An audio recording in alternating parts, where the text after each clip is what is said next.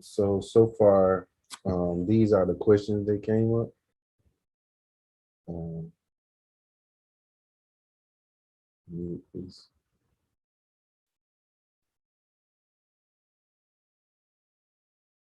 And you know, if this is your first time, just drop your questions in the chat, and we'll get them answered today. Pretty much every question will get answered. I'm gonna start with an easy one from Amir.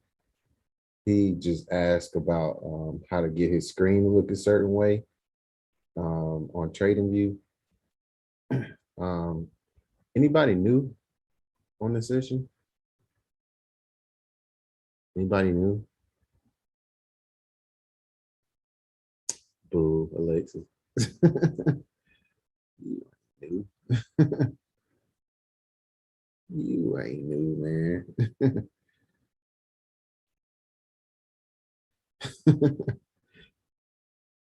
Oh yeah, boo.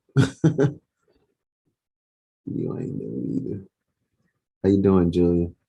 So the way this works, just again, like you drop your questions in the chat and we'll answer them. Since you're new, we'll start off with you. You got any questions?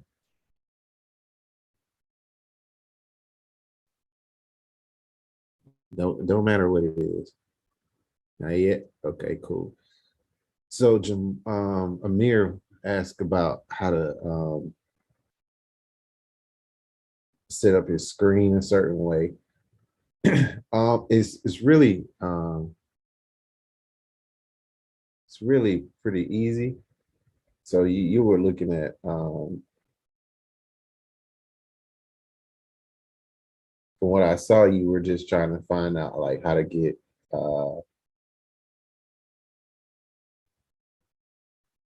this to show up on your screen. Is that correct? Yeah, so in your watch list, whatever pair you have, if you click on it from your watch list, it's going to show you a sample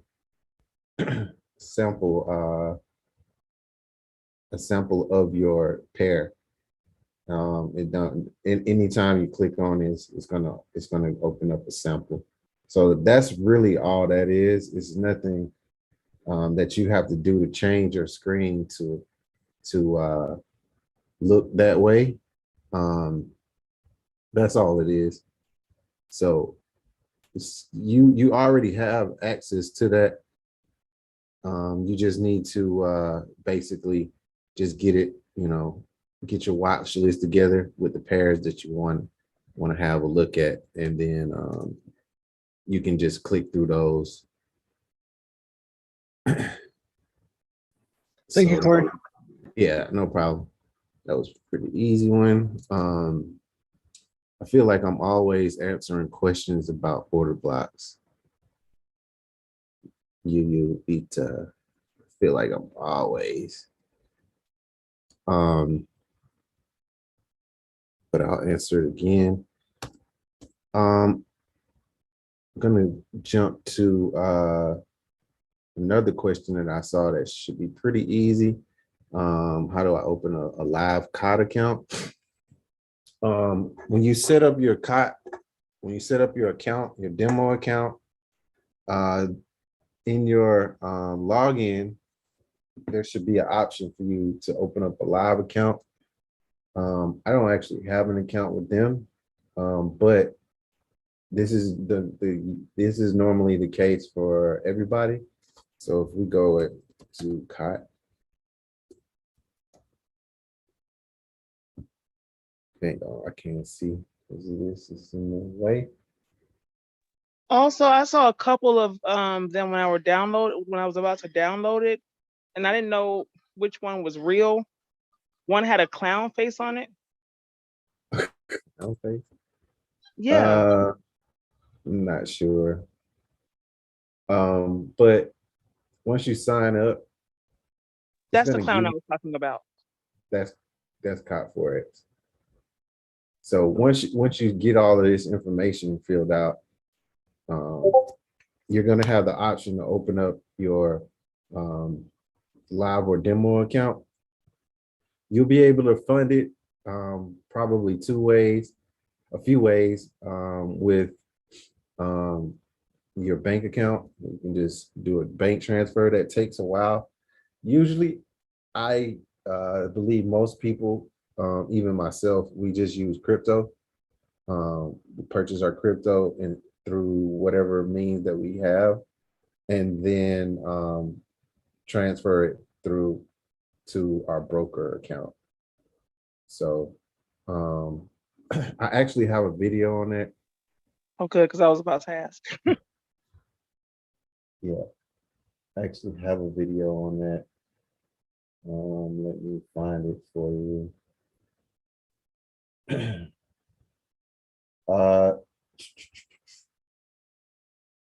This tells you how to do it through, I think this was using FX Choice, but it's pretty much the same. And that's what'll get answered in that series right there. I just dropped it in the chat. You know, once you get it set up, it's going to ask you, you know, you can start with the initial deposit of $10. You can set your leverage up to 1 to 500. And then you have your minimum lot sizes. What you'll probably need to do is open up make sure you got a demo and a live account. That way you can verify what the correct lot sizes to use on whatever pairs that you trade. So that way you won't get, you know, you won't make a mistake and put in the incorrect lot size and potentially blow your account or whatnot. But I say start with, you know, for you in particular, I say start with a very small amount. That way you can just get used to depositing and withdrawing your funds and, you know, understand that process so you can make it a little easier on yourself later on. Okay? Okay, thank you. No problem. All right. Let me go back.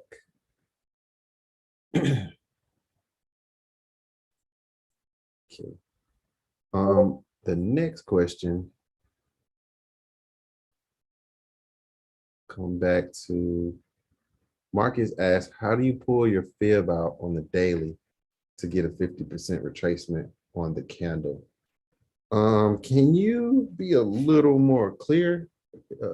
Can you ask that? In my understanding, are you talking about for a single candle or for the yeah, move? I meant to ask you yesterday when we was in the morning session yesterday when you was marking up, I think it was Nas. Okay. And it was a long bearish engulfing candle, and I don't know if you went on the daily, did it pretty quick, and you had a mark where we got stopped out at. It was at a 50%. You had like a little red line between the candle. It was like a 50% retracement. So I was just wondering, like, because I've seen you do that before, like, what is the purpose behind that? Yesterday. We was in the XPX. We was in a buy, and it reversed on us. But you had like a 50% mark on the candle, a 50% retracement on the candle. It was on NAS yesterday. No, it was on XPX. It was definitely on XPX. Okay. SPH yesterday. So I just wanted to know the purpose behind that. Why did you do it? Where you do you see it right now?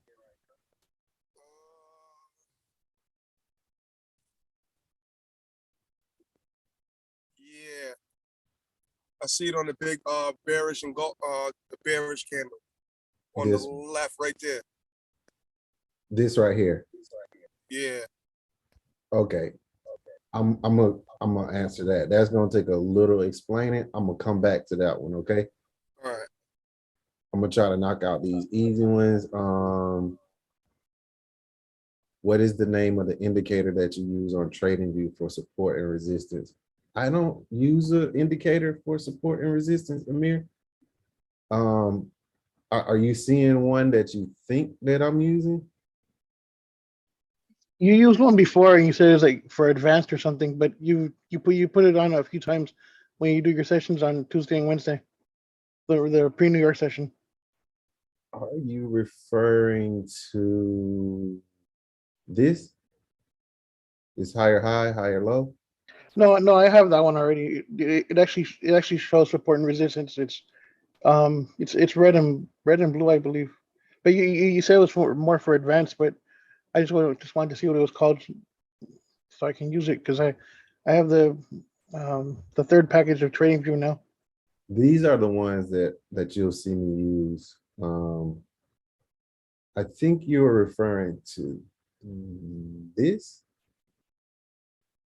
session volume. Maybe you're referring to that.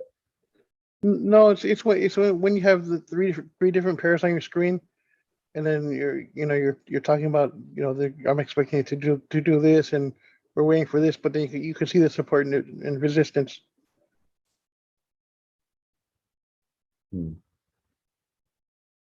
I wish I took a screenshot, but I didn't.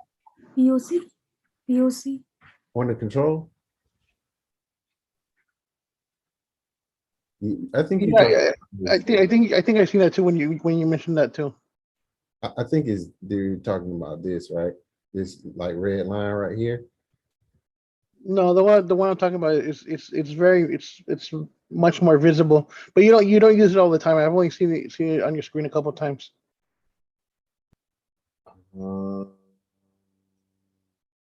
And you said it's for more advanced, but like I said, I've only seen you use it a couple of times. I don't know, because everything is pretty much is on. Once or twice you use that EMA to compare the things. I mean, yeah, but that was blue. Yeah, I really don't use that. I'm gonna show you. Let me show you this one. This chart. This is the one that has the most indicators on. I don't really use this, but this is the only chart that I would say got a bunch of different indicators. Sometimes I'll come back and check this. Sometimes this look familiar. No, but it's okay, Cory. I'll look through my phone, and if I took a picture of it, I'll send it to you. Okay. Thank you, though.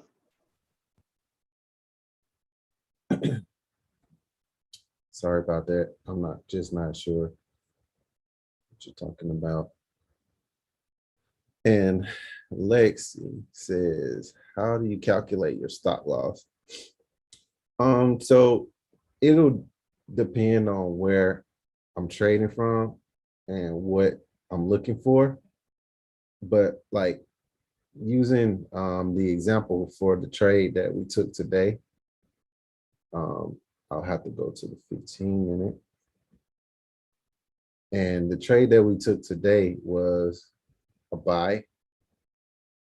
We took two buys. We tried to take one here, and then we took one down here, right? And at the time when we took this trade right here, price had pushed through this candle right here. And let's use replay.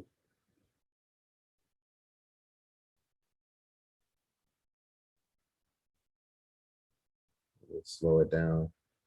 So at this point, we pretty much had gotten a little rejection off of this area, right? And we were looking like we were going to hold this area.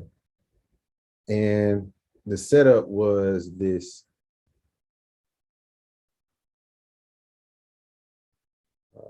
here, with the stop loss being just below here at worst case.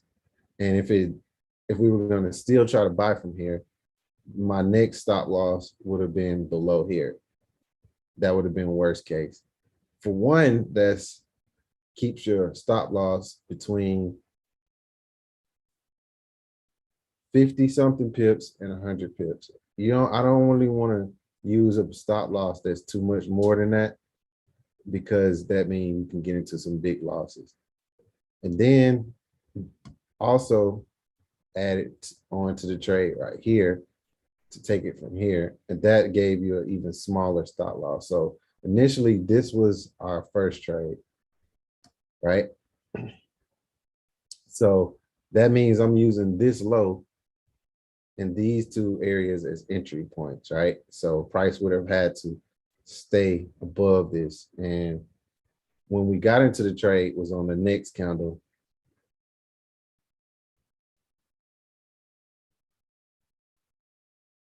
And we pushed up initially for a slight move, but we never broke these highs. So for this trade, we closed out early because we could see that it was going to want to trade below this. And once we saw that, we knew this area was going to be the target area, right? Just like when we saw this, we knew this area was going to be okay for our entry. And in most cases, depending on where I'm getting in, right, I'm going to use the most recent low as a stop loss. So if I'm getting in right here, if I was getting in right here, this would have been my stop loss, right? At worst case, this would have been my stop loss because that was actually a low, right? We got in right here. At worst case, this would have been my stop loss right here. That's the most recent low. Or I could have been tight and used this little area right here as a potential stop loss. That would have kept me from having like a huge stop loss. If I had been looking at getting in a trade right here, this would have been my stop loss right here. That's the most recent low. Perfect. Thank you so much. That really cleared it up for me because I felt like I was lost in the sauce for a second. Nah, if you were selling, it would be just the opposite, right? If I sold from here, in this case, this is kind of a low sell. So you would have had to use, technically, if you sold from there, right, somewhere right here, you would have probably had to drop to the lower time frame to find a stop loss for that area, right?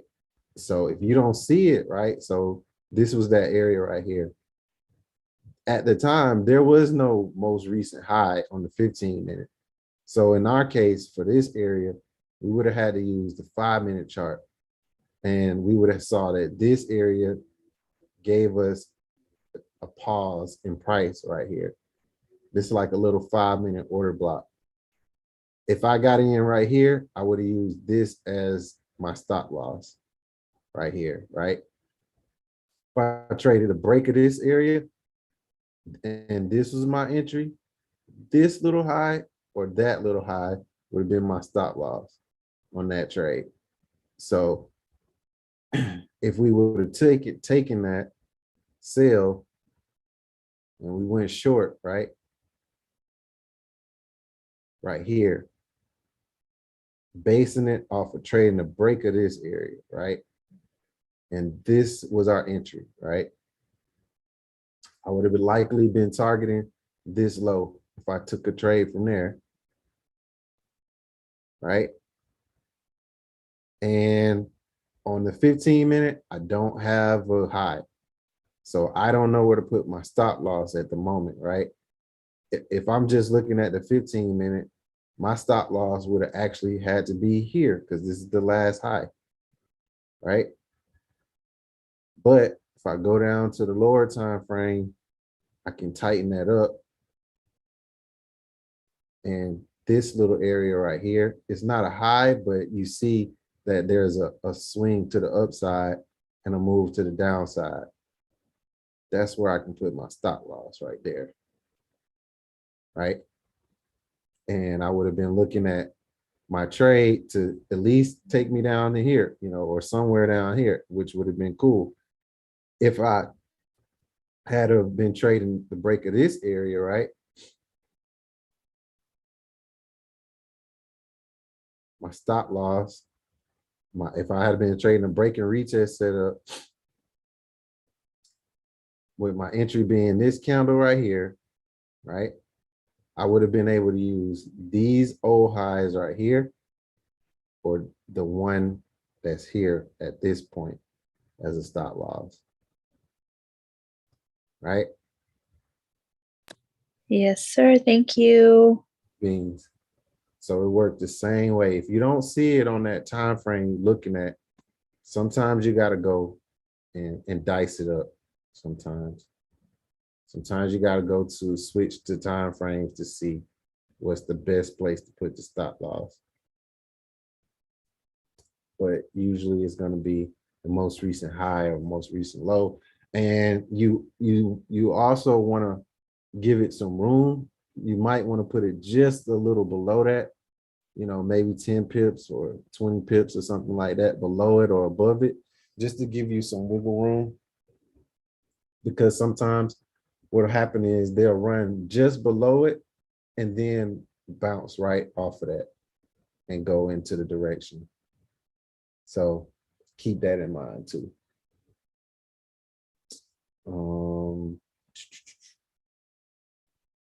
And wants me to look at this. Yeah, I was trying to practice like yesterday's session. So I realized we had this conversation in morning also, right? Mm-hmm. Mm-hmm. Yep. This is right? Mm-hmm.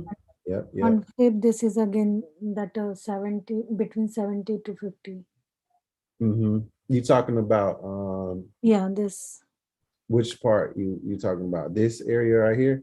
No, this from where I wrote that cell. Yeah, this. Right here. Yeah, yeah, that's the rejection block. Yeah. You found it on the 4 hour. Yeah, forum. And if you go back to it, I got it off the 15 right here. This one right here, it finally came back to it. Mm-hmm. Tried to sell right here. Okay. Pushed up through it. Now you got your 3 levels to consider. Mm-hmm. The low, the middle, and the high.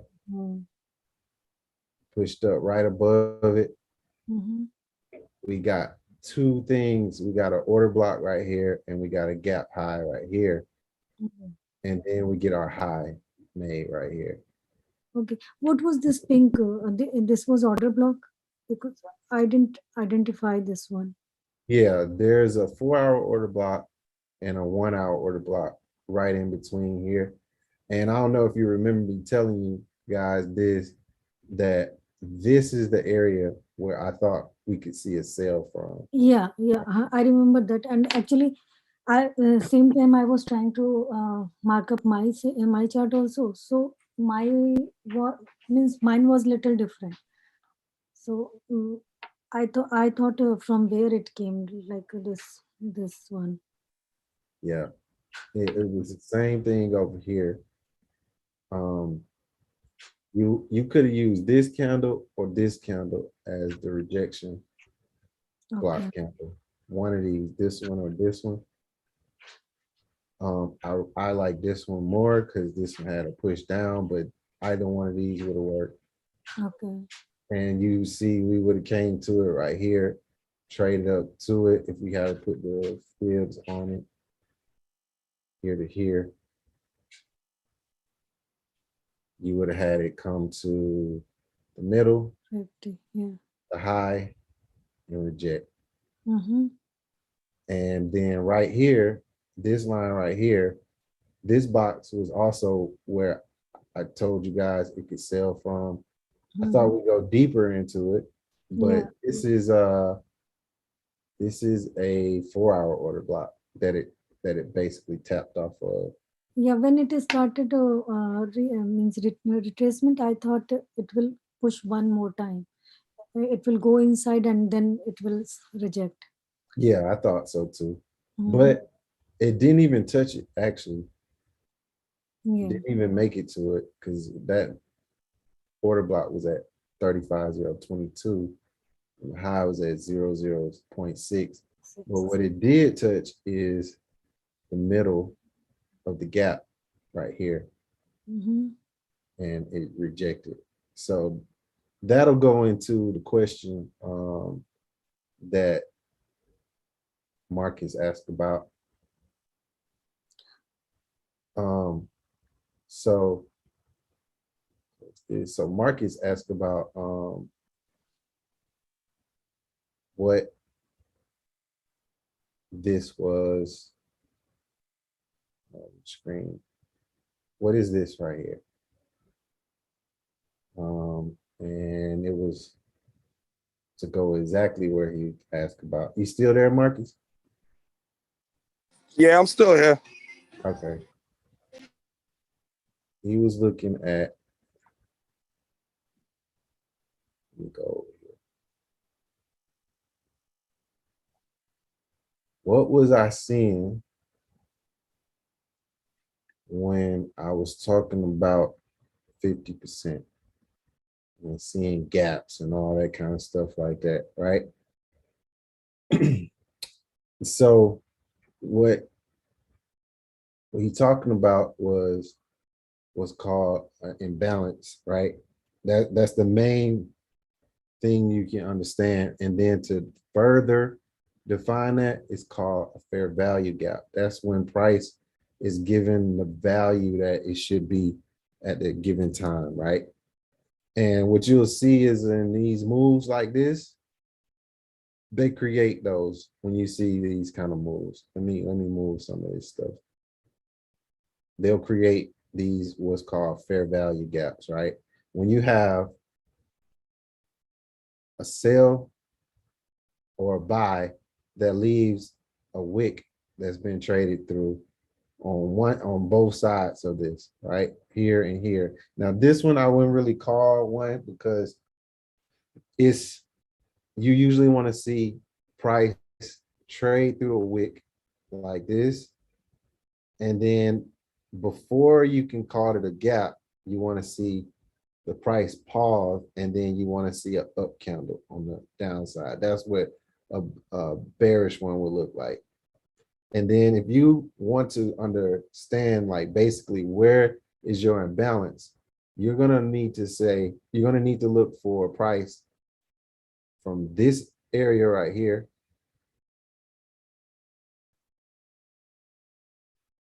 I'll just extend this out. And this is interpreting your imbalances, right? We talk about imbalances all the time, but to really, really understand what's going on and why, you have to understand what you need to do to understand how to trade them is understanding like what they mean and how to interpret what's going on inside of it, right? All of this selling from here to here, the last time we had a buy really was here all the way down to here. That's where this entire area becomes imbalanced, right? That means price is heavy to one side. There's no back and forth trading. And you know that because none of these candles throughout this move have huge wicks. They don't have balanced price. I think somebody mentioned what's a rebalance redelivery. I think that was somebody just asked that, I think. Who asked that? It's Miss Souad. Okay, all right, yeah. So she asked about that. And that's when you see prices do this. I've heard people call this a kiss, a hug, but you see a wick, price trade through it, another wick trading into this wick, and this is balanced price. This would be an example of a rebalance and redelivery. When you see price balance itself out like this, and you'll see this all the time, like right here is balance, right here is balance, this candle doesn't get balanced out until it comes back into this area right here. And then finally, you'll see that the body gets traded to right here. And we don't really go too much above that. And we finally balance out and sell off. And then at that point, this price can do whatever it wants to do because we have equal price movement. And essentially, right, you're looking for price to balance out on a higher time frame. Like this whole area right here has to eventually be balanced, right? We have to eventually see price push back up to this area to balance out price, because that means all the sell orders have been bought throughout this area. And all of the sell orders in this area have been accounted for once we see price rebalance itself. And there are 3 levels you want to look at. That's where the fibs come in. It's 3 levels you want to look at, right? Let's extend this out too. It's 3 levels you want to look at. You want to look at the high, the middle, and the low. And you want to look at those areas because this is what is going to determine, like, are you going to leave the imbalance unfilled, or it's just going to push through it? Because if you leave it unfilled and you just trade without filling this area back up, this entire area right here, this entire price area right here, if you leave this without filling this up, eventually you're going to need to come back to it to balance out price, right? I'll show you an example that's actually live right now. And I told my guys yesterday, and I told you guys yesterday on the pre-New York session.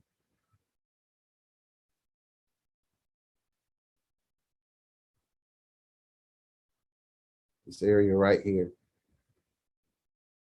right? This was an imbalance that was left in place back in October, right? And we're looking at the daily, right? Also, notice all the way through this, we got nothing but body. Nothing but body, right? We could have paused right here. We tried to, because that's an order block. We did get a wick right there. So it tried to react to this. On the lower time frame, you can see this area. It tried to react to this, but mainly push right here to the imbalance, right? Extend this out. Before I draw this out, I want you to notice where the wick is.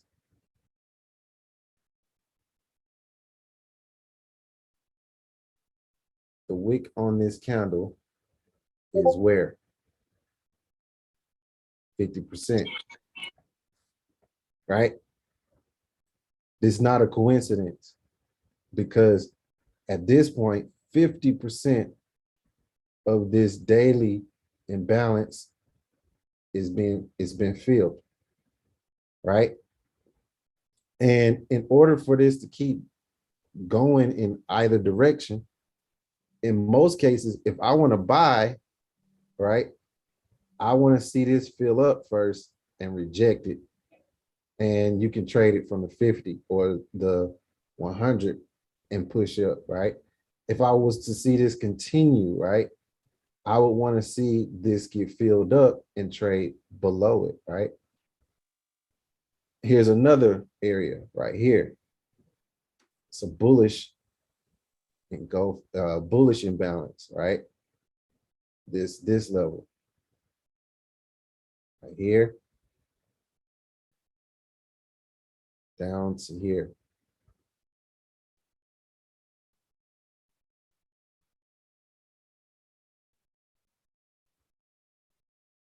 Right? And then we're gonna throw the fibs on here, right?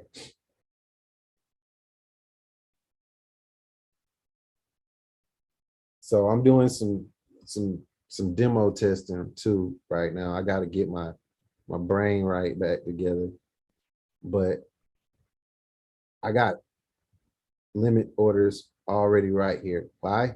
Because I know if this gets traded through, this is where it's going.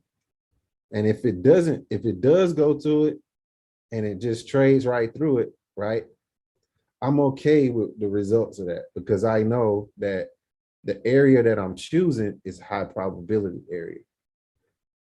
The cool thing about this is if you understand Fibonacci,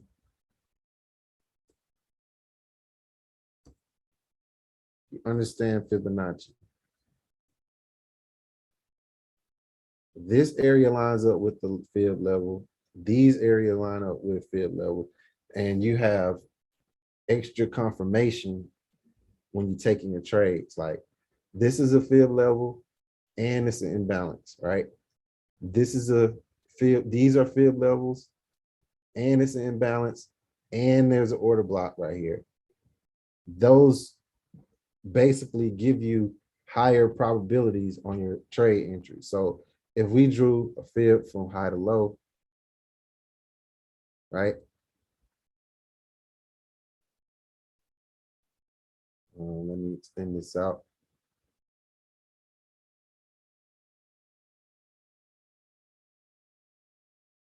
This area that we got this imbalance at the 50% of this fib level from high to low.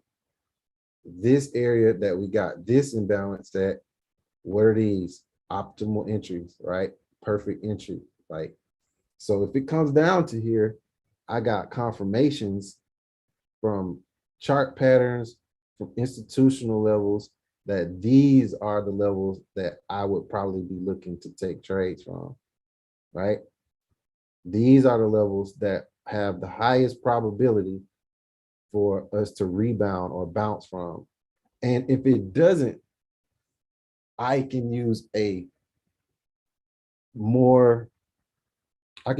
better hypotheses to determine whether or not I'm taking a good trade or not, right? People want to say buy the dip, sell the dip, whatever the case is. And it works the same way. Like this move right here started from here. And we got a lower time frame move, right? Let me draw the fibs back this way. If we look at the move that we took to get us to where we are right now, from here to here, right? Notice all of these are lining up with institutional levels, right? This is an institutional level. This is an institutional level too, because we move right. This target right here would be right inside of this imbalance. This target right here is inside of the imbalance area, right? And all of this stuff lines up together to help you not to predict what's going to happen, but to increase the probability that you understand there is a potential for a low to be made right here. There is a potential for a low to be made right here. You're not necessarily predicting it, but you're basically projecting what could happen, right? Instead of back testing, you're forward testing basically.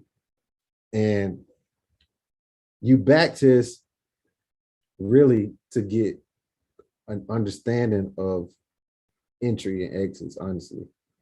You forward test to get an understanding of market projections, right? So it's not coincidental that we got a higher low right here, right? Just like if I go back and look at this, 4272.2, there is some type of institutional order flow here that created this low that was right here. And if we just scroll over, there's our order block right here. That's our order block. Last down candle, last series of down candles. We got an up move. This level right here is also a Fibonacci level as well, possibly. Same thing right here. This no coincidence that 4352.6 bounced off of this area right here because we got this order block, this series of down candles right here. So if we're doing forward testing, we can understand. Hold on one second. What's up, bro?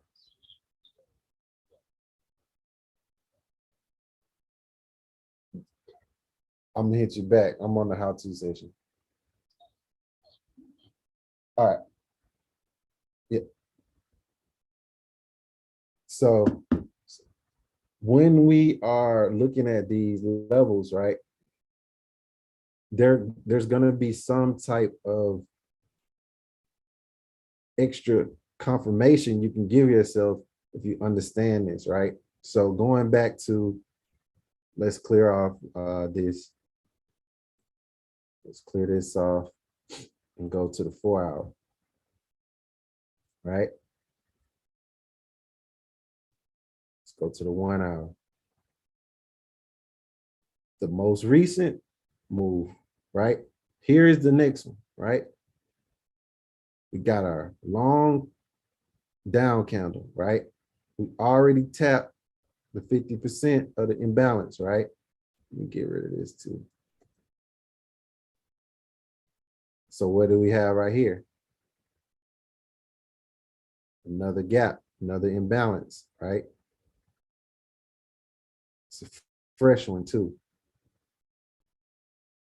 We got our low. We got the most recent swing up right here. That's your first area for potential gap imbalance, or value gap, right? And we already know that we just made this low right here. I'm gonna put this back on so you can see. This is our low.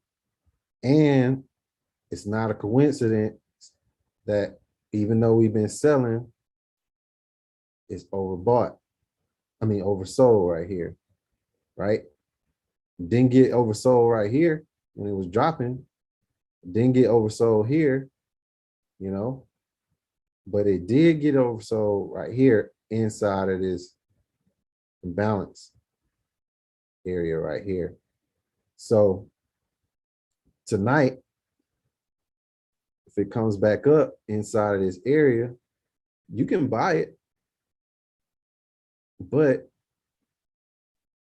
you're going to want to be careful, because if you do buy it,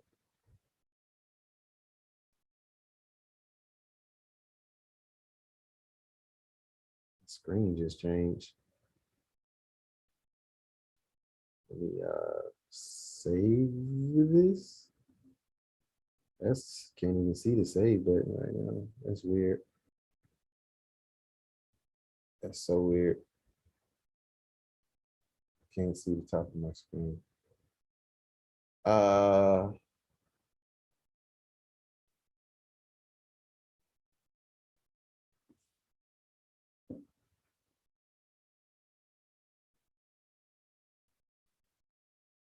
Weird.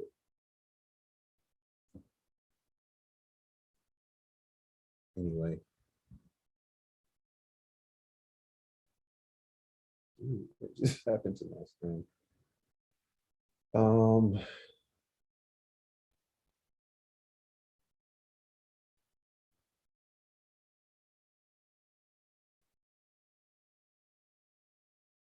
Doing something funky.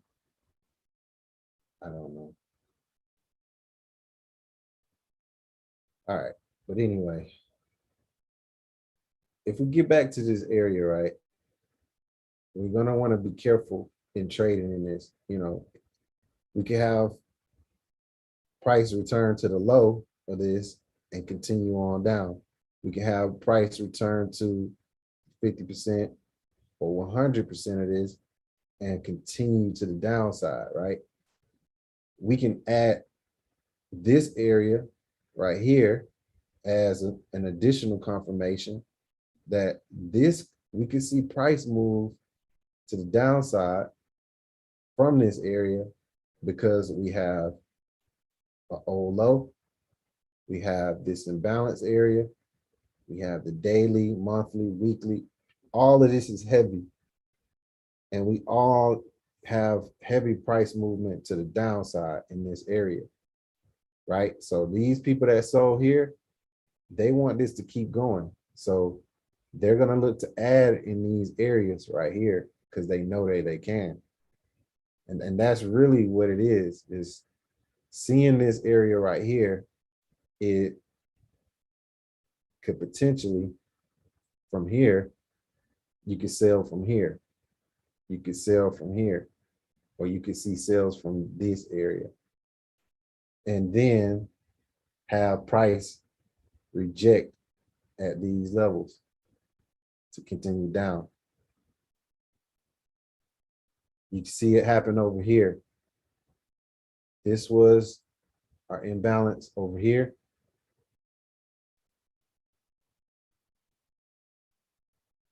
This was the high.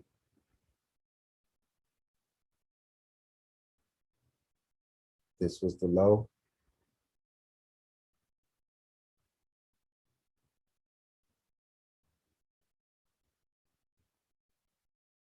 Your 50% of this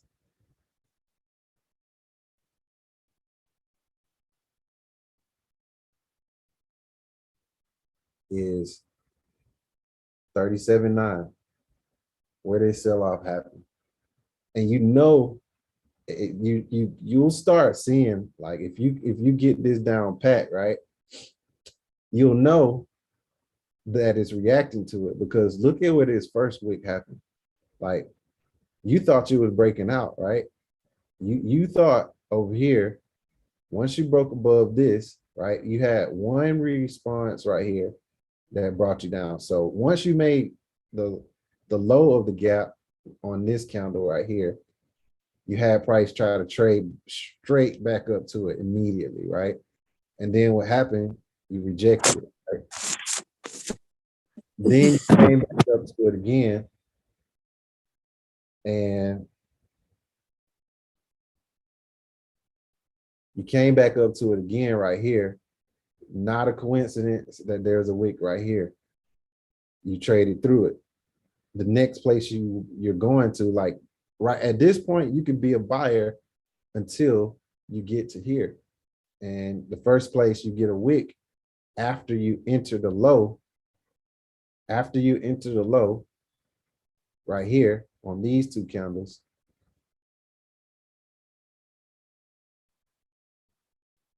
I'm gonna zoom in on this.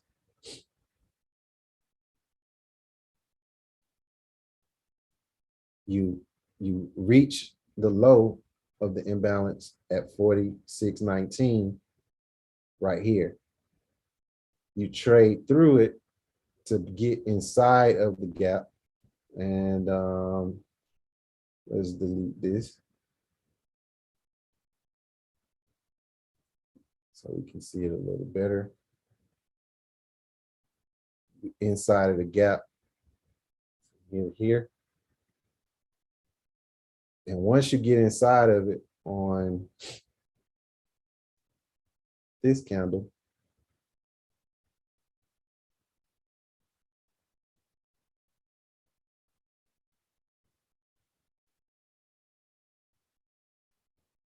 you hold on the next right here.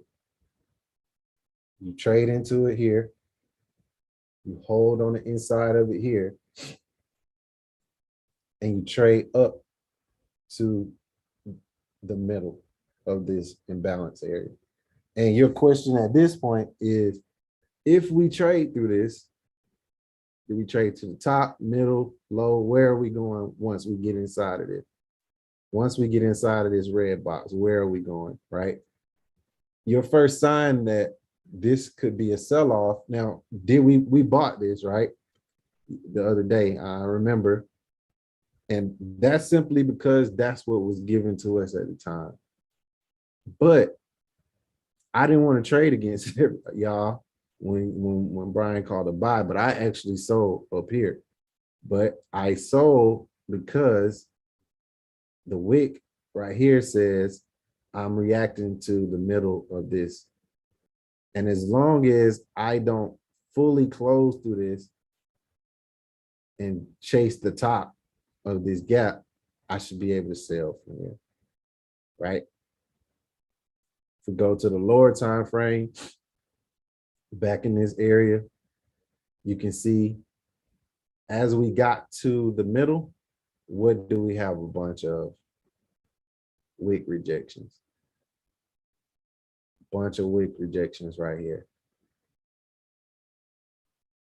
Basically saying that inside of this gap, near the 50%, 4637.8 is a number that price can get through, right? Let me see. I got it on here.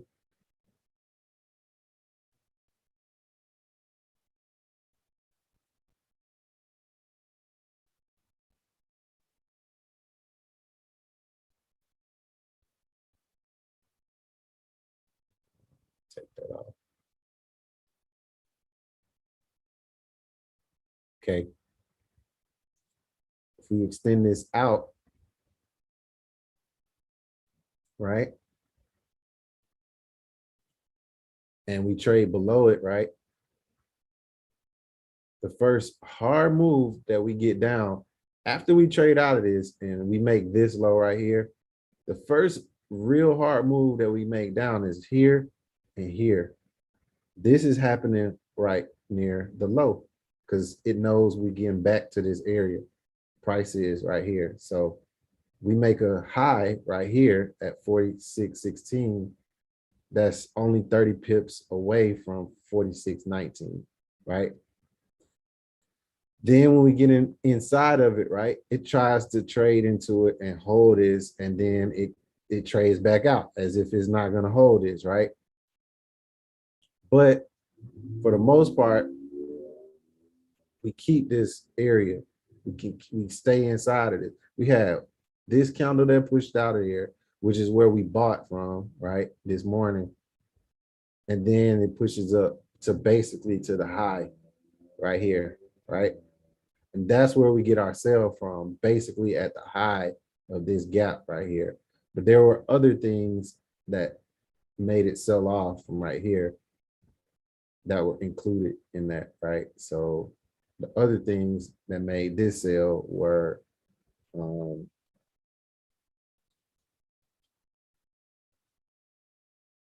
can get rid of this.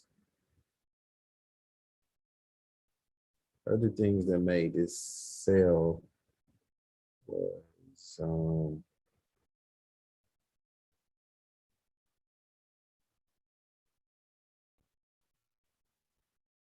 that was our high right here. This is our area that I projected we would sell from, but we had a 4-hour order block to the downside that was right near this 1-hour gap high. Then we also had something else that was right here. I won't go into this, but this right here was another area that we needed to consider. And there's our 4637.7 again, the middle of the gap right here. All of that right here. So like imagine like us like trying to get through this high, but everybody's stacking weight on top of us right here. Putting weight inside of this box right here. Like yeah, price is going up, but as it's going up, I'm stacking a boulder on top of the inside of this box. And eventually it's going to get to the point as I keep stacking the boulders into it that it won't be able to go up any higher. So I sold this, but I saw this sell, and that was the sell off because of these gaps. And going to the daily,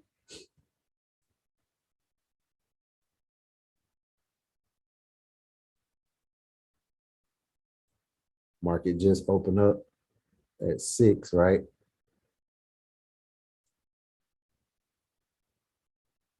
Market just opened up at 6, right? And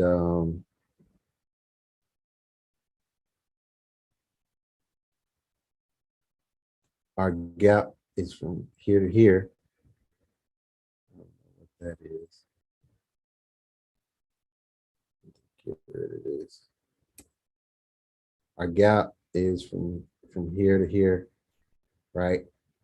And we already tapped the middle. What's happening right now? This on the new candle, the new daily candle right here. What's happening?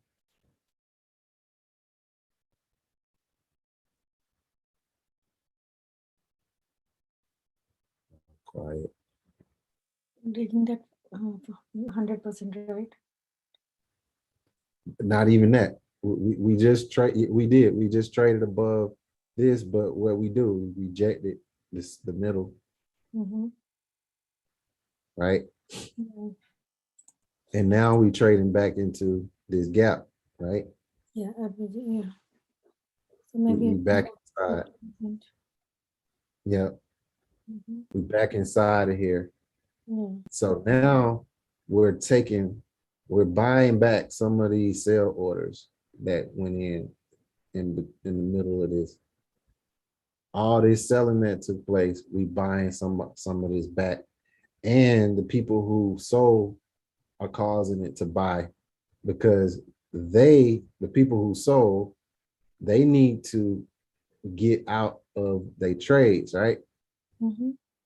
And that's causing this buying to go back up and close out some of this price. Okay. So, whenever you sell something, you're placing two buy orders at the same time. Whenever you buy something, you're placing two sell orders at the same time. If you buy something, Cory, yep. why two orders at the same time? If you buy something, I mean, in this case, you sold, right? Mm-hmm. And your stop loss is a buy order, and your take profit is a buy order.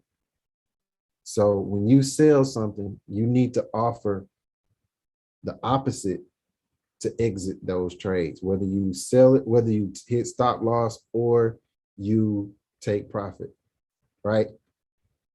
So if they market execution down here, or if they had a stop target right here, people know they can buy those orders from these people who sold from up here. And a lot of people a lot of this, what you're seeing right now is I sold from the top. The market opened up. I'm exiting out of my trade because I want to take my money. So a lot of these are market orders that's going in right now. And that's why you'll get, like, a lot of times when you see these gaps, you'll get a slight move initially because that's just closing out orders, right? And you'll get the idea that, hey, it might be going up. Not really, right? You may have orders that take you all the way up to this level, and then you'll see a drop. And you're like, or it gets to the low of the gap right here, and you thinking, all right, I'm gonna buy and it's going up, right? No, then you see a drop that happened right here, right? Right here at this level we talked about. When the market opened up right here on this candle, it pushed up into there, Some people probably bought, but just like I told you, when you buy, you need to have 2 sell orders, one for a stop loss, one for take profit. When people bought right here, thinking it's going back up, they took those sell orders and dropped it on down because the people who were selling from up here know that they can get those orders. So I don't know how high this is going to go up, but I do know we're in this area right now that we need to look at the low first, look at the middle, and look at the high. Long answer, but it's no way to answer that quick. So Cory, question. So when you measure the fair value gap and usually you put a pending order, right? you can. So when you put the pending order, do you put it on, like, for example, now it's going back for a buy. So you put it on the 50% and the 100%, or You can. It just depends on how risk averse you want to be. Where you can put the pending order for a sale right here or right here, or you can put let the price come into this area and just have an order to the downside going here. And then like watch, look at what just happened. Right? We got inside of it, right? And we traded through this wick, right? yeah.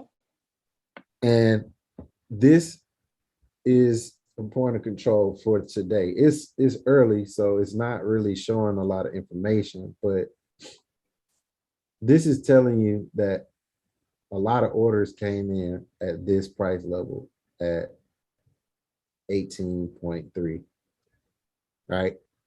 Mhm. That puts you inside of this. If it's going to hold and come back down to it, you might get the push up, right? But I just saw that and kind of got a little excited because it was live to show you that. But you know, you're gonna want to kind of, if you're using a pending order,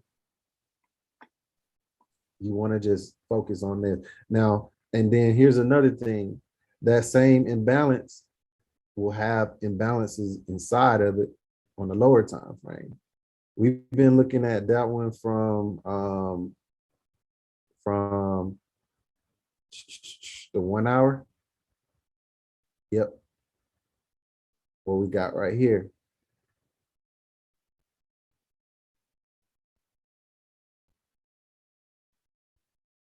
Here is the high.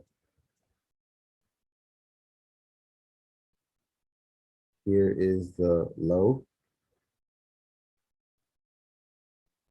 Right? Right here. This combination, though, is a killer combination, right? Because you got an order block right here, and this is also created a gap. So on the 15-minute, here is what you want to look at. Here to here, you want to note on this one, I have a 15-minute bearish gap high. And I have 15-minute bearish order block right here. I'm going to note that. Then over here, I have the combination of a 1 hour and 15-minute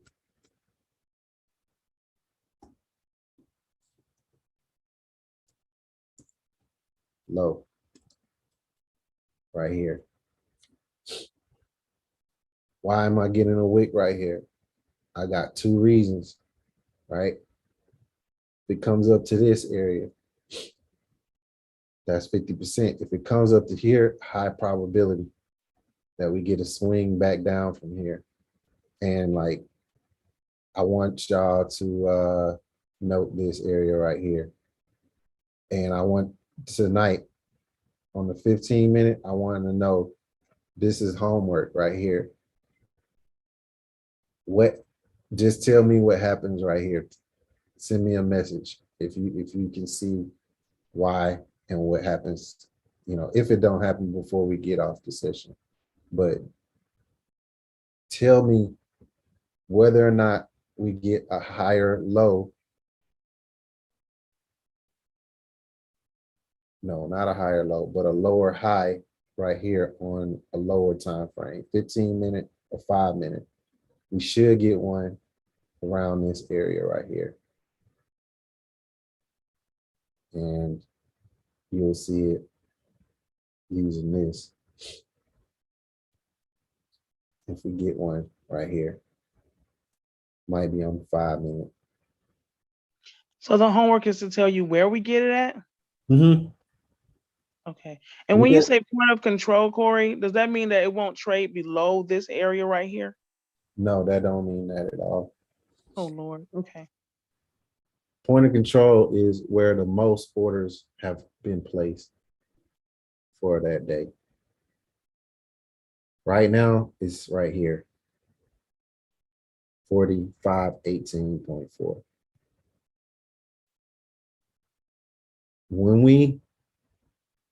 When this lower high right here, let me know if you recognize whether we get one in here on the 5-minute or the 15-minute. That's the homework.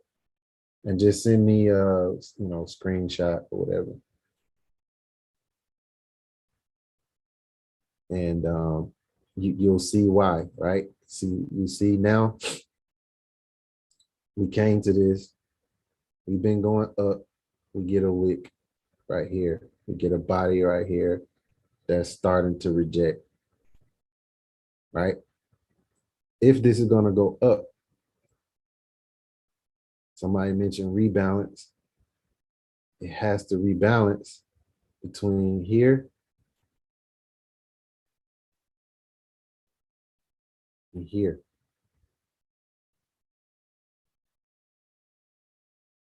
We'll use this little box right here.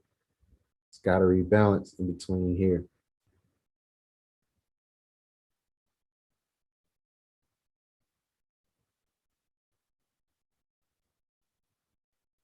If we trade anywhere lower than this, that means we're taking this low out and we're going lower. It can hold this green box, we're going up. We're still going.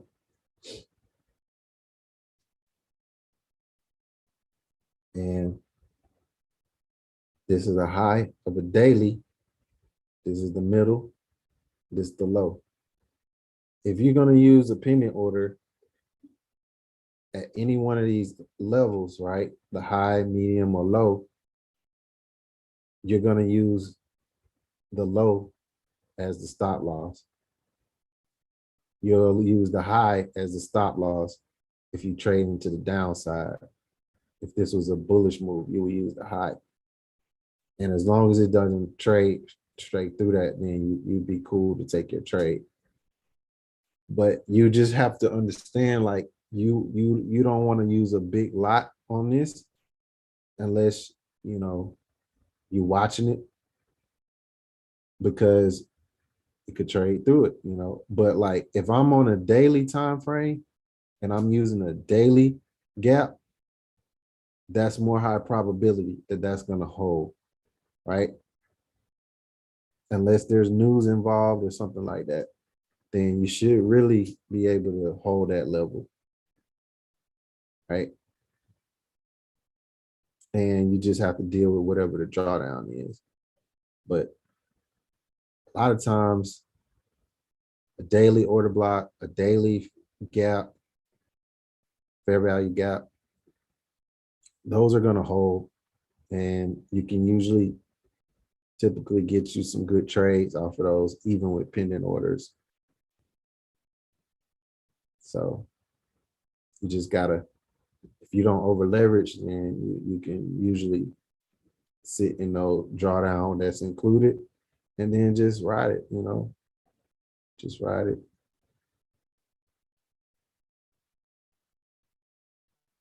Hey, Cory, can I see where you marked that fair value gap on that 1 hour? Yeah. Yeah.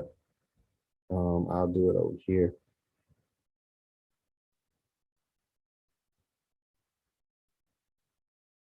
It's the 1 hour chart, right? Here's your candle that you're gonna have to consider. You even got a small one right here, but I wouldn't really use that between here and here. But that's pretty irrelevant. But the high is the low of this candle right here. And the low of this candle is 4574.6.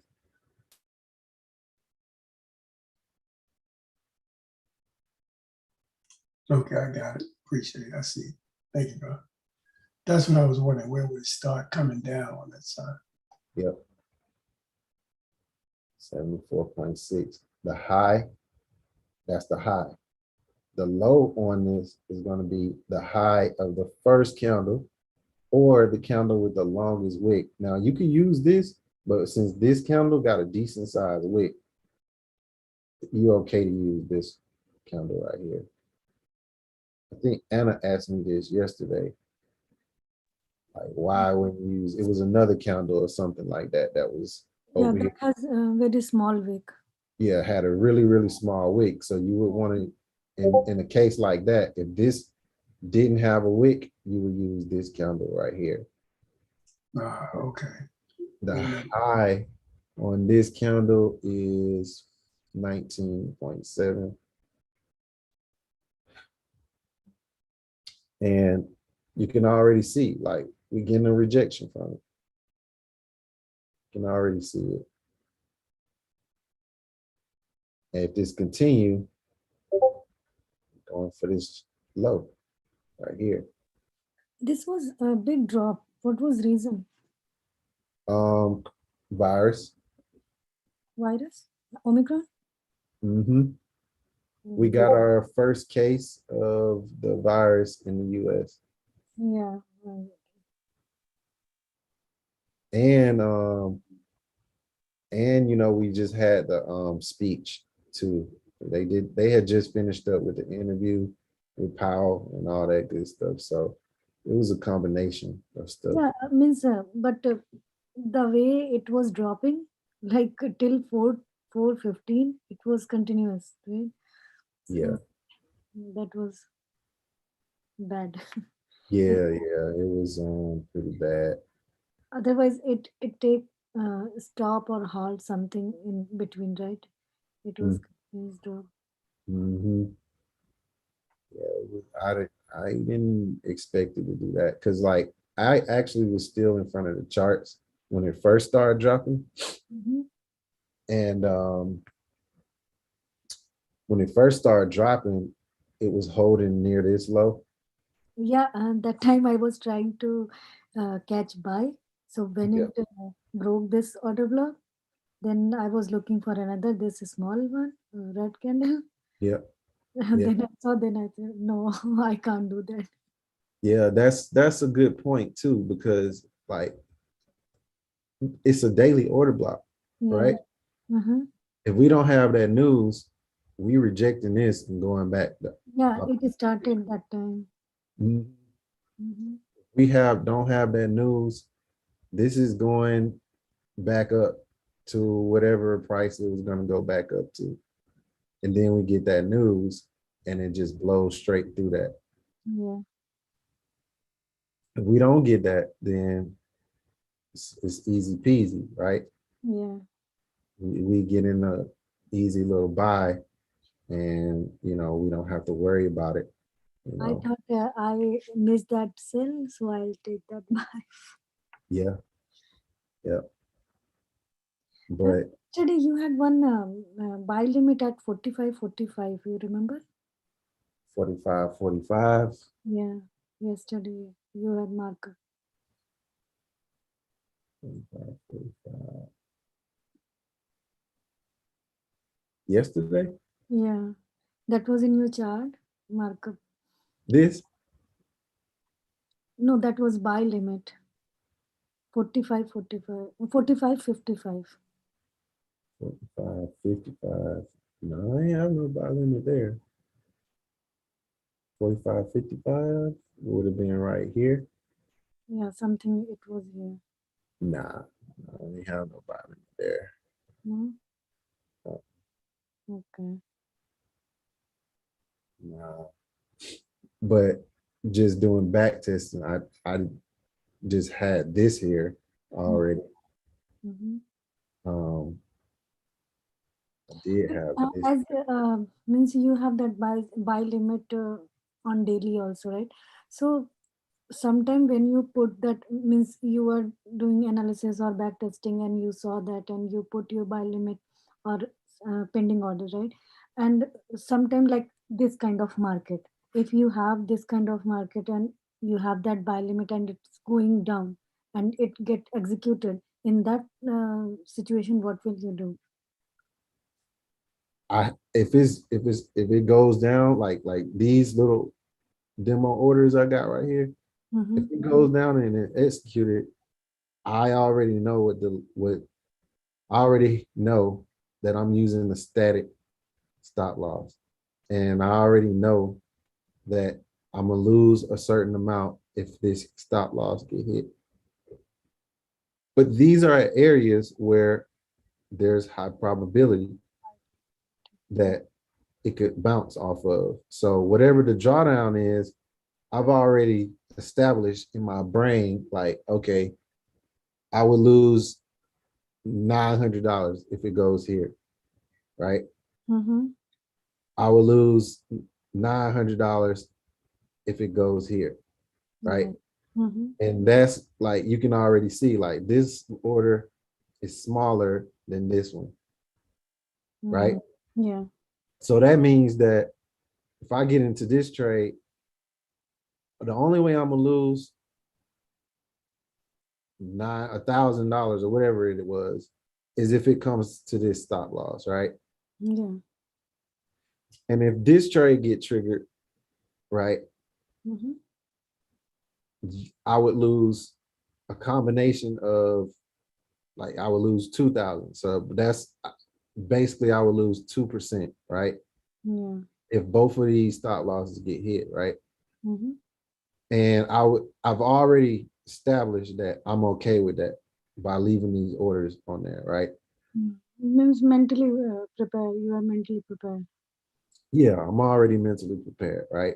because But the high probability trade. Then this is means lowest chance. yeah, I've already used the right lot size, right? Mm-hmm. So if I'm looking at this area right here Mm-hmm. and I look at the stop loss, right? Yeah. Here's the bonus of this, right? Let's say price come down here, Mm-hmm. hits this, it comes down to this point and pulls me in both of these trades, right? Yeah. I already know that if it does go and it's ready to go from here, it's going to move from this high, or it's going to move from the middle, or it's going to move from the low, right? Yeah. One of these areas, right? Mm-hmm. It comes down to this point.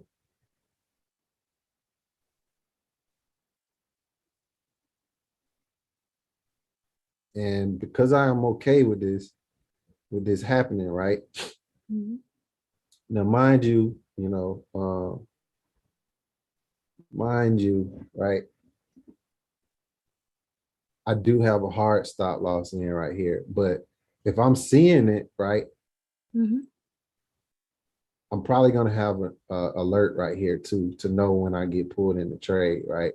So as I get pulled in the trade, I'm gonna watch this happen right here. I'm gonna watch this happen right here. Mm-hmm. And at worst case, I'm gonna do a mental stop loss to say, once it gets here, if it does hold, I'll stay in the trade, right?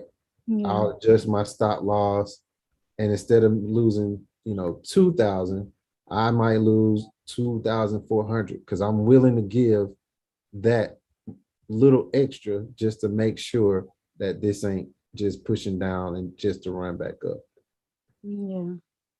So It happens like as you said, like your stop loss is because that is on daily time frame, so it means this is big, right? So yeah, sub means you will put your mental stop loss, and if it hits there, then you will take that loss, right? And sometime it happens like it will go just few pips more, and then it will come back to your direction. right. That's why. Yeah. That's why. Cory, Yeah. can you split up those buys? Like, so can you go like 7.5 to make a 15? And Mm-hmm. then, okay, because that's what I tend to do. Mm-hmm. Because I'm sometimes when it's dropping like that, I don't know, I don't exactly know where the bottom is.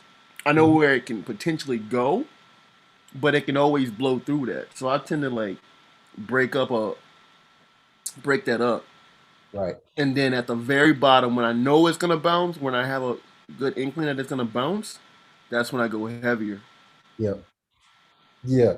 That's exactly the approach you should take. Like, and this is basically the same thing here, just using buy limits, right? Mm-hmm. Usually what I tell y'all to do is to break your trade up into 4s or 3s. And when you go in initially, if you break it into 4, you're gonna go with a quarter size of the entry.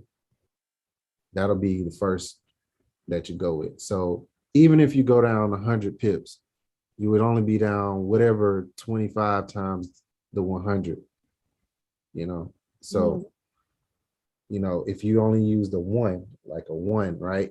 And you went down 100 pips, and instead of you being down $100, right, you only down $25, right? Yeah. And for most of us, that's okay. If you still think it's going to be a buy, right, once it gets down $100 and it gets to maybe, let's say, the middle of this area, and it's looking like it's going to hold, you can put in 50, a 0.5, right? So now you will have a 0.5 and a 0.25, right here. And or you just put the rest of it in, whatever you feel comfortable with. What? I'm sorry to interrupt. I know you're recording, but from personal experience, what I used to do is the opposite.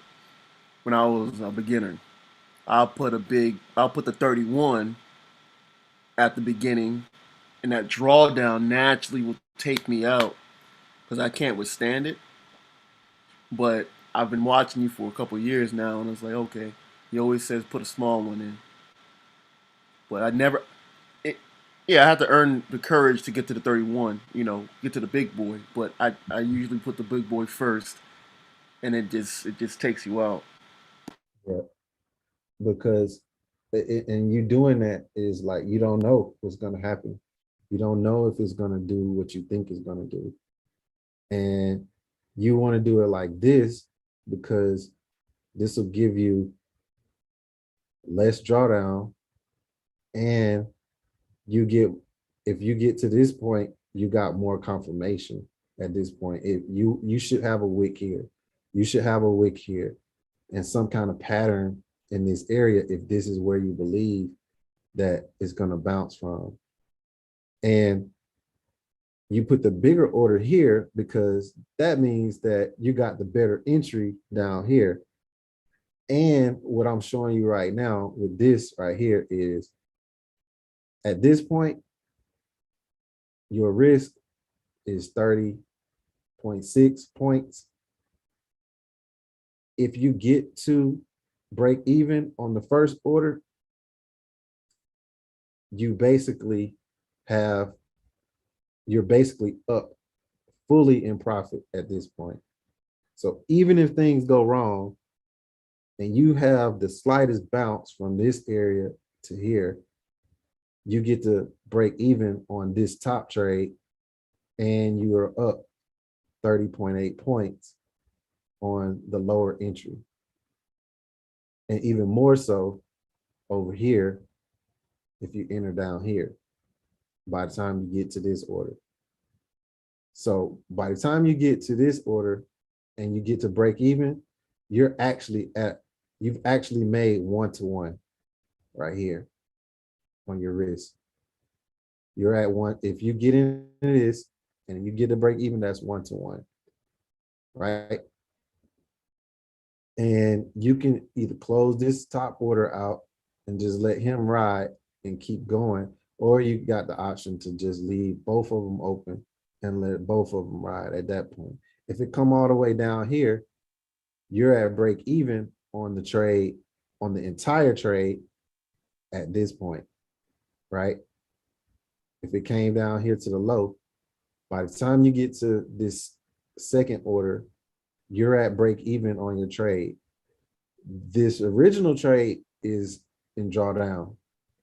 This trade is at break even. This trade is in profit. By the time you get to this point, you're up on this trade and on this trade, and you at break even on this trade without being in a bunch of drawdown, right?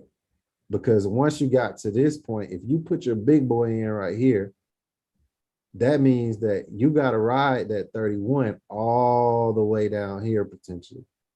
And this could keep going, you know?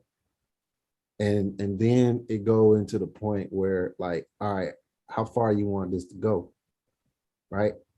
Where you would have only lost $1,000 here. Now you're looking at losing 2,000 right here off of this one trade. If this 31 was up here. And then by the time you enter in your, if you put your 31 here, you're probably going to enter your 15s right here, right?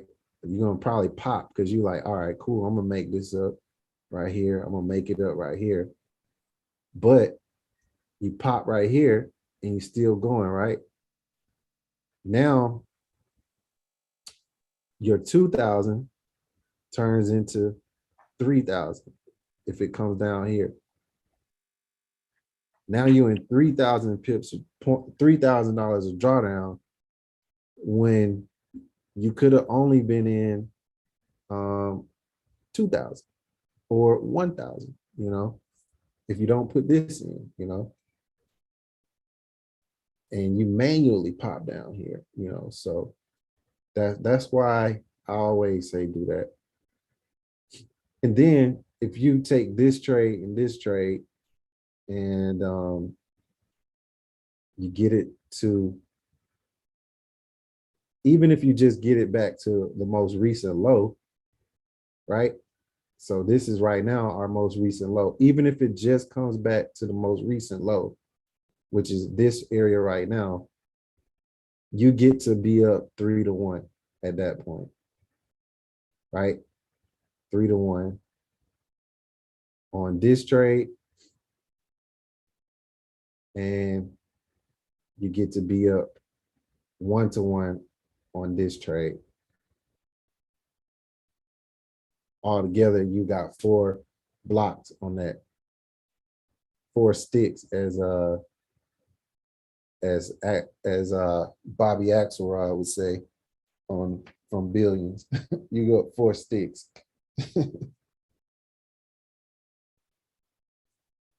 You up 4 sticks, man. That's how I'm about to get back together. I'm about to go on a Billions binge. Boy, you better. Billions will get you right.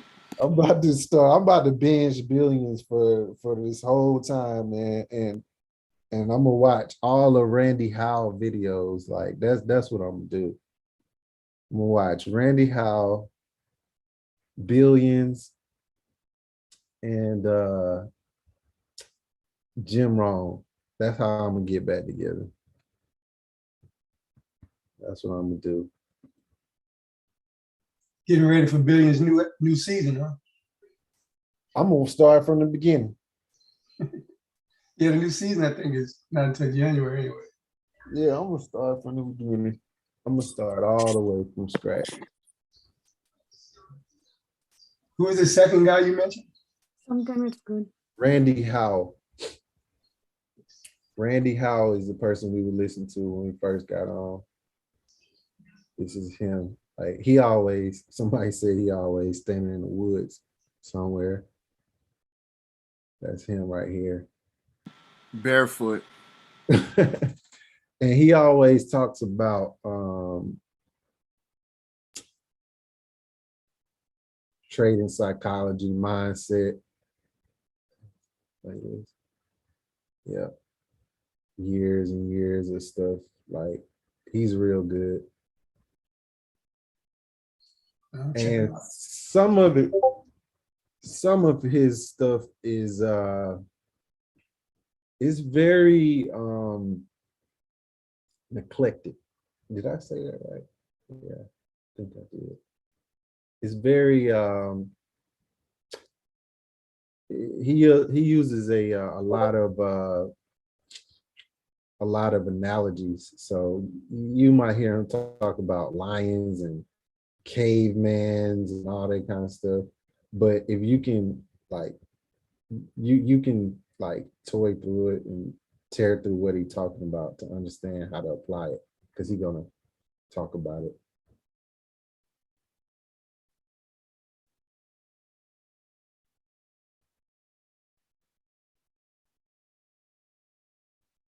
Yeah, he's gonna he talked about that kind of stuff.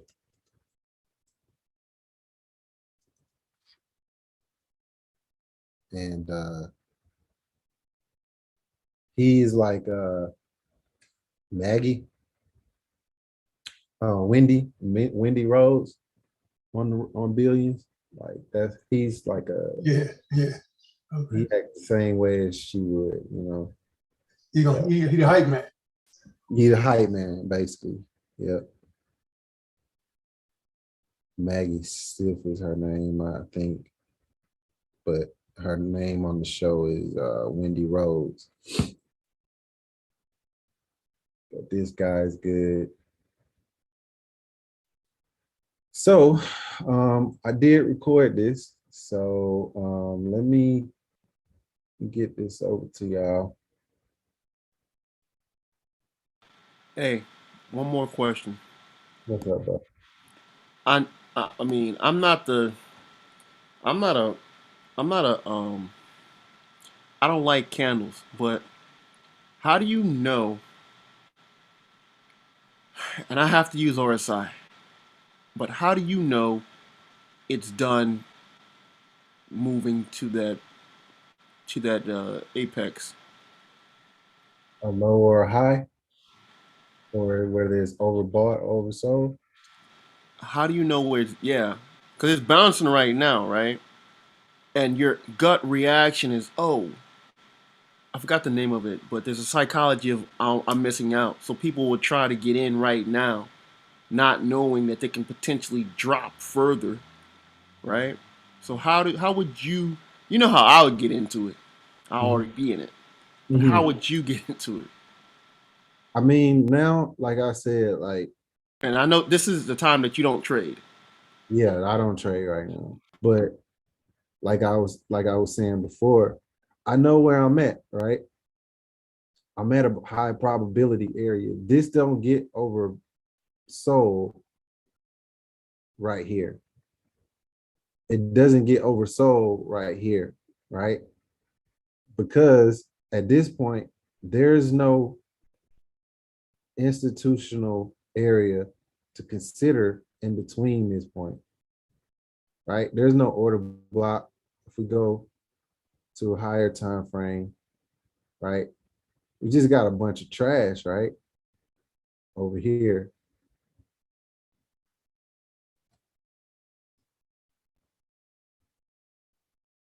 We got a bunch of not trash, but balanced price. We got up and down price movement, up and down, up and down, up and down.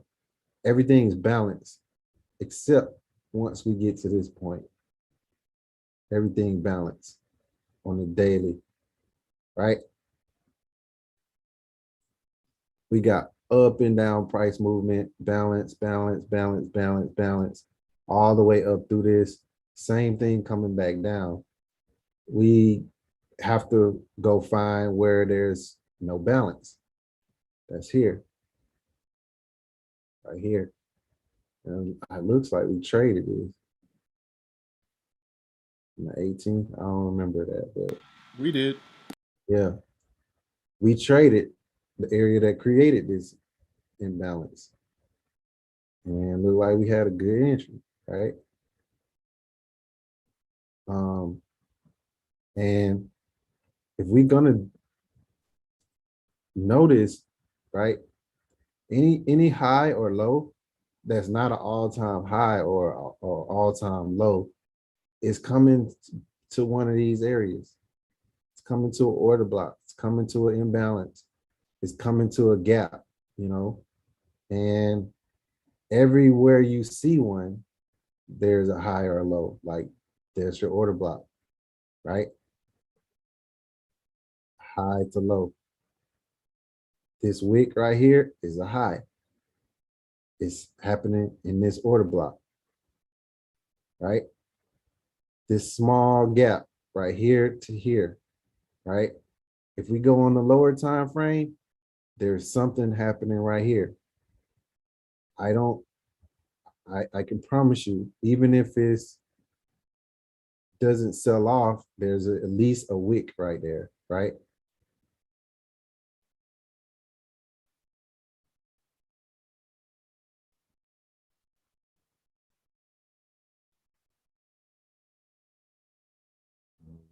Was, oh, right here.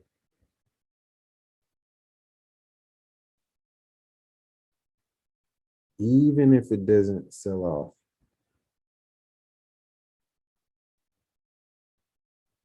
from here,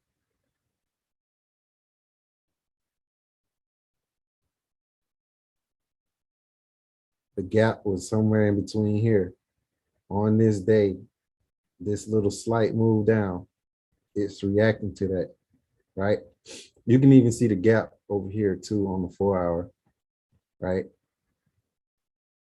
Here to here, sell off, it don't hold, but that one that reacted to the low right here.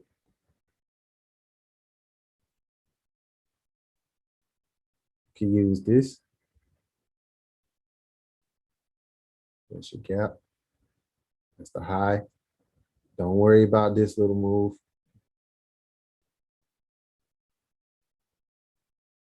That's your low.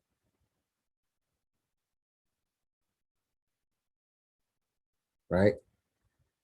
It traded down, rejected the low, made another low. It reached back up, it traded back to the low again, made another low. A higher low right here. I don't know, because I know this is probably around the 50% of that gap. You got wicks. It tried to react to this, but it didn't. I don't know if that's the 50%, but I can almost bet that's the 50% at or around that 50% right here.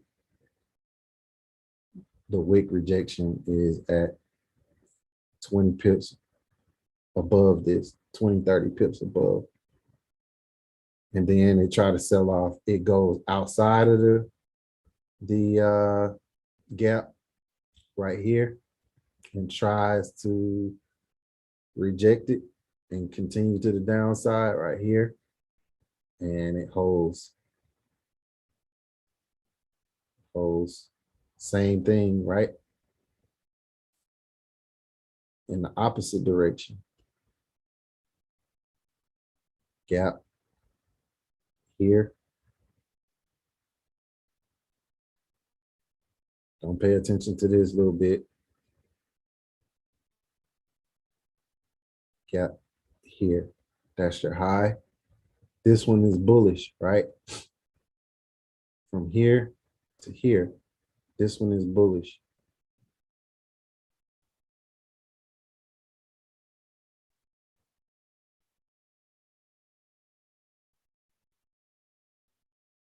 There's 50%. This wick, the body, most of this candle is above the 50%. We do come down a little further, but most of this is happening above this. You went from premium to discount to premium. And once you got back in here, this is the low of the bearish gap right here. You break and retest back inside of it. You haven't filled the gap at this point. You haven't filled it. Once you break back inside of it, what happened? You come back to the middle again. You try to sell it. It tries to sell off right here. It's not able to. It holds inside of it. Then it goes up and fill it back up. It fill it up all the way right here. Once it fill it up, over here on the daily, you know, there's this there on the 4 hour, that's this order block.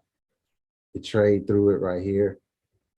There's something right here, I don't know right now, but there's probably an order block somewhere on the daily in this area, or maybe the 1 hour in this area right here, and then try to trade back into it. Where is this wick? 50% right here. This wick right here.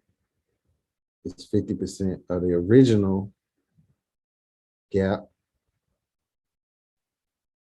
And we come and use this in the opposite direction.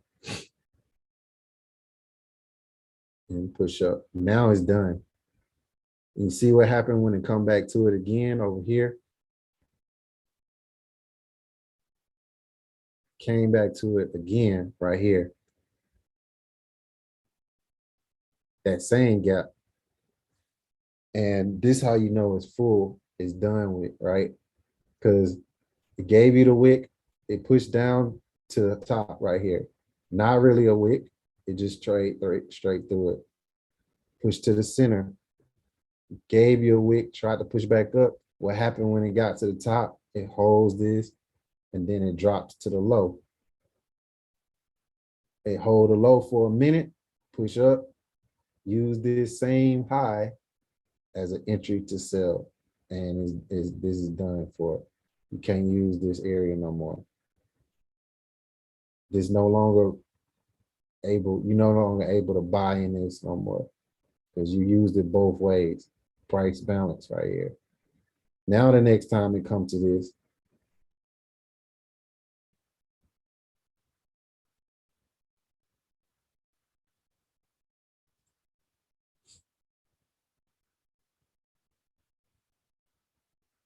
what happened? It sells. And it sells hard too.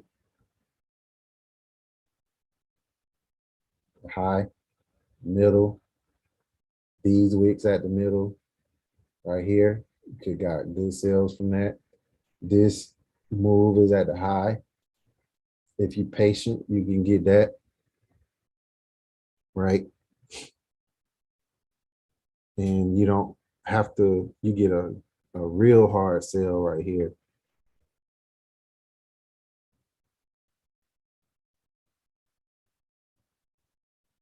Down to another order block, and it's a gap. What I've been noticing, this the last thing I'll say. What I've been noticing is I think I know what my favorite setup is now, and I'm gonna my favorite setup think I know what it is now.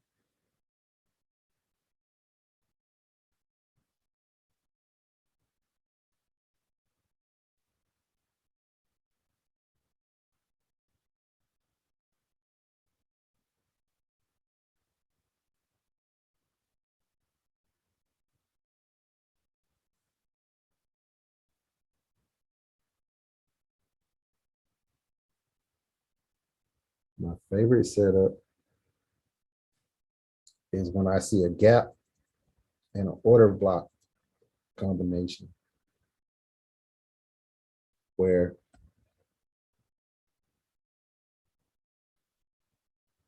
look at this, right?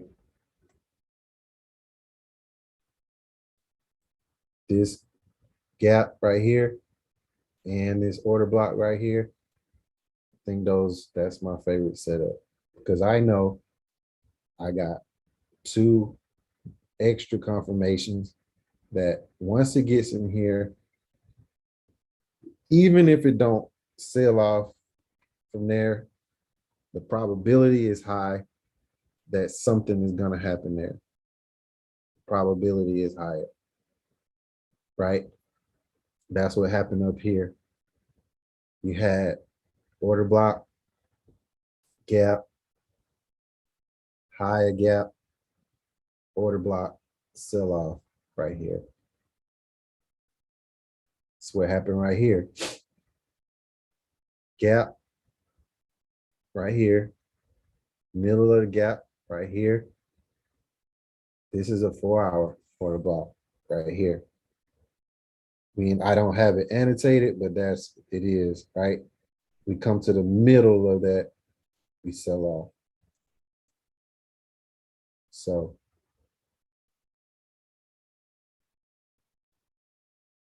yeah, man.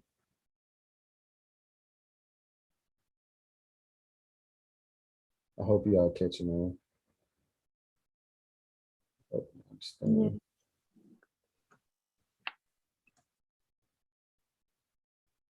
Hope you understand. Hope you get it. All right, let me stop this. Lex, what's wrong? These eyeballs for everywhere. No, it's gonna make sense. I just need to watch the video maybe 2 more times. All right. I'm messing with you.